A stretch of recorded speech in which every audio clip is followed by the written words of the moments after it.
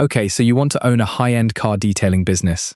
Buy some pressure washers, stock premium chemicals, build a clean-looking shop, and charge people real money to make their car look better than the day they bought it. Here's two customers walking through your door on the exact same Tuesday. The first books a $30 basic wash.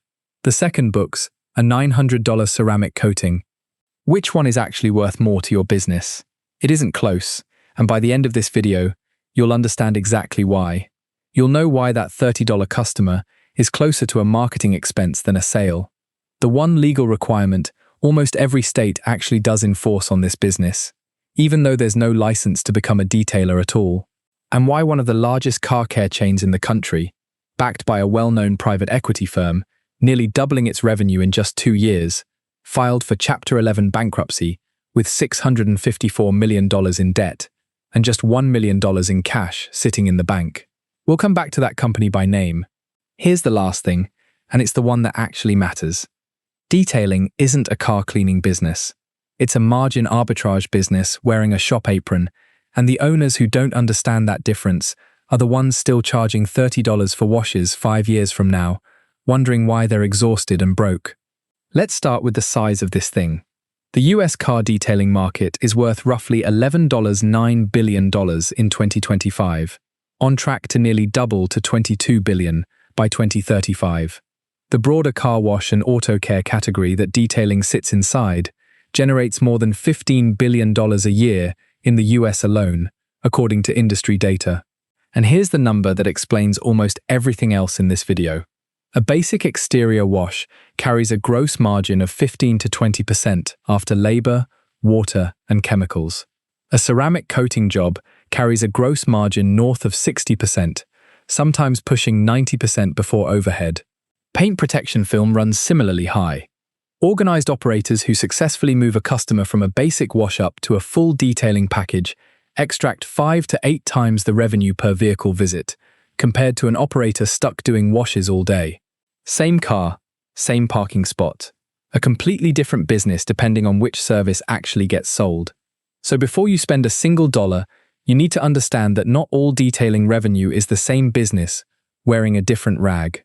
The solo mobile detailer, working out of a van with no fixed location, can hit $48,000 to $90,000 in net income by year 1 and $80,000 to $140,000 by year 2, at 60 to 75% net margins on standard packages and 75 to 85% on ceramic coating specifically.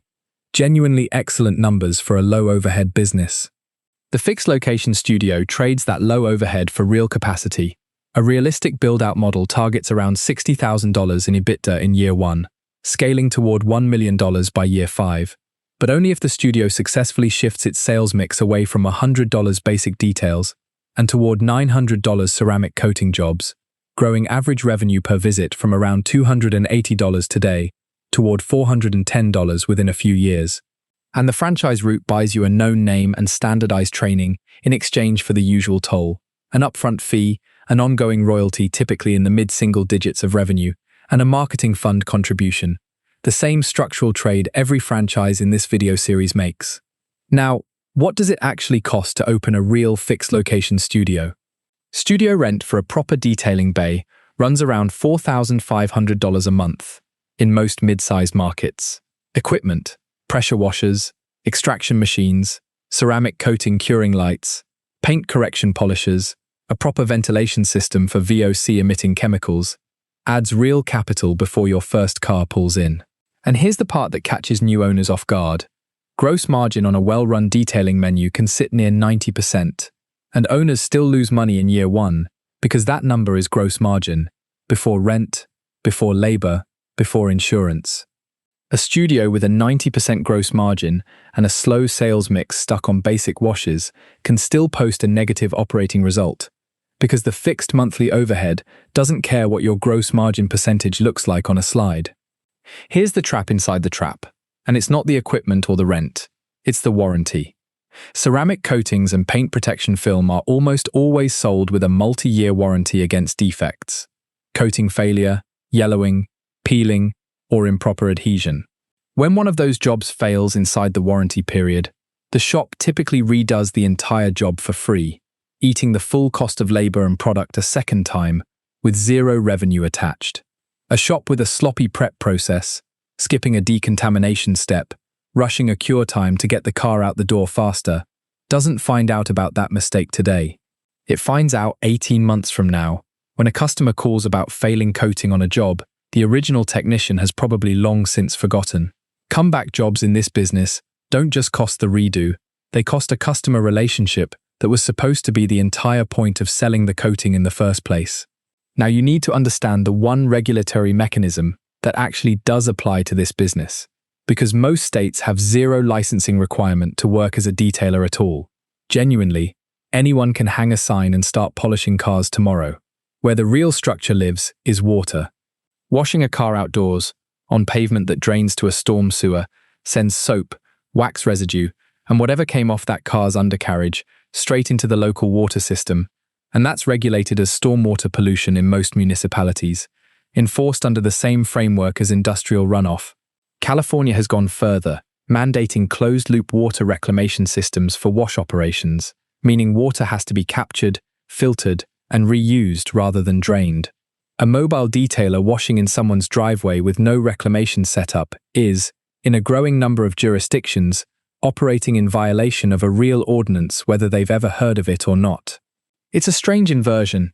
The business with no license requirement at all still has a genuine legal compliance cost sitting inside the one part of the job that feels the most harmless, the hose. Now here's a real company, a real name, and a real collapse. Because nothing teaches this lesson better than watching it happen to a business that looked, from the outside, like the consolidation winner in this entire industry. Meet Zips Car Wash. Founded in 2004 in rural Arkansas, Zips grew into one of the largest privately owned car wash chains in the country, expanding to more than 260 locations across 23 states under the Zips, Jet Bright, and Rocket Express banners. In May of 2020, private equity firm Atlantic Street Capital acquired a majority stake, and over the following years, backed by additional capital from investors, including Northleaf Capital Partners, Zips went on an acquisition spree, adding 95 more locations and nearly doubling its annual revenue from $184 million to $345 million in roughly 2 years. On paper, that's exactly the growth story a detailing empire builder dreams about. Here's what was happening underneath it. Zips financed that expansion with $654 million in debt and $300 million in preferred equity. When the Federal Reserve raised interest rates aggressively through 2022 and 2023, the cost of servicing that debt climbed sharply. At the exact moment competition intensified and new car wash openings, 900 a year industry-wide during the boom, flooded local markets with capacity nobody actually needed. By February of 2025, Zips reached its debt maturity date with just $1 million in cash on hand against $654 million in funded debt. On February 5, 2025, Zips Car Wash filed for Chapter 11 bankruptcy in the Northern District of Texas, with a plan already negotiated to hand control of the company to its lenders and wipe out roughly $279 million in debt. It emerged from bankruptcy that April, owned by the same private credit firms that had financed its growth in the first place. Here's the through line. Zips didn't fail because people stopped wanting clean cars, or because its washes were bad. The wash tunnels kept operating without interruption, straight through the bankruptcy filing. It failed because revenue growth and debt-funded expansion got confused for the same thing. Doubling revenue by buying 95 locations on borrowed money looks identical to doubling revenue through genuine demand, right up until the interest rate on that borrowed money changes and the two stop looking anything alike. It's the exact same risk sitting inside any detailing empire built by financing rapid multi-location growth instead of reinvesting earned cash flow. The moment your growth depends more on your lender's patience than on your customer's demand, you've built a finance company that happens to wash cars, and finance companies answer to a different clock than the one on your shop wall.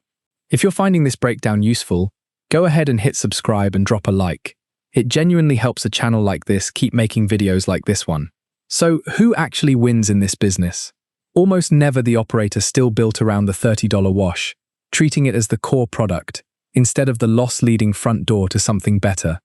It's the shops disciplined enough to track their sales mix explicitly, knowing precisely what percentage of monthly revenue comes from basic washes versus ceramic and PPF, and actively working to shift that ratio, the same way a plumbing shop tracks its effective labor rate.